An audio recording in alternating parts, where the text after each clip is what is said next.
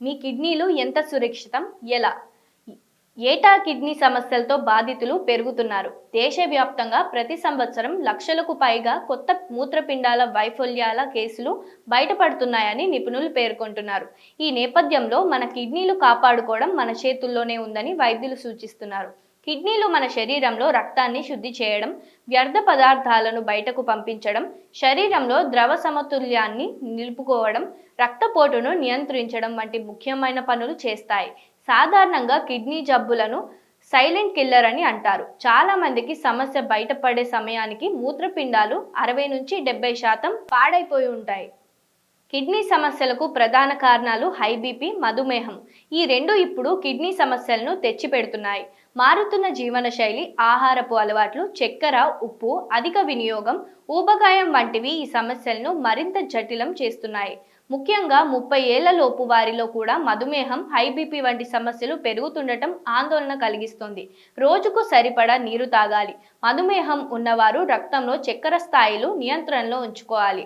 రక్తపోటు నియంత్రణలో ఉంచుకోవాలి. ఉప్పు వినియోగాన్ని తగ్గించాలి. డాక్టర్ సలహా లేకుండా నొప్పి నివారణ మాత్రలు, స్టెరాయిడ్స్ ఎక్కువగా వాడకూడదు. నిత్యం వ్యాయామం చేసి ఆరోగ్యకరమైన బరువును నియంత్రించుకోవాలి. పొగ తాగడం, మద్యం సేవించడం మానుకోవాలి. కుటుంబ చరిత్ర వంటి రిస్క్ ఫ్యాక్టర్లను తెలుసుకోవాలి.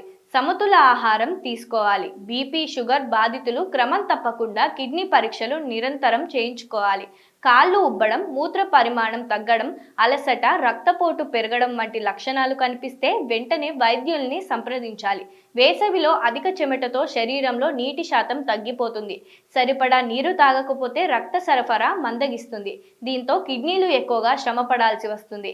శరీరానికి సరిపడా నీరు అందక కిడ్నీలో స్టోన్స్, యూరినరీ ఇన్ఫెక్షన్లు వంటివి వస్తాయి. డీహైడ్రేషన్తో కిడ్నీ పనితీరు తగ్గుతుంది. కాబట్టి కిడ్నీ సమస్యలు ఉన్నవారు జాగ్రత్తగా ఉండాలి. కిడ్నీ వ్యాధులను ప్రారంభ దశలో గుర్తిస్తే చికిత్స ద్వారా నియంత్రించుకోవచ్చు. సమస్య వచ్చిన తర్వాత డాక్టర్ల దగ్గరికి పరిగెత్తడం కంటే ముందు జాగ్రత్తలు పాటించడం మేలు.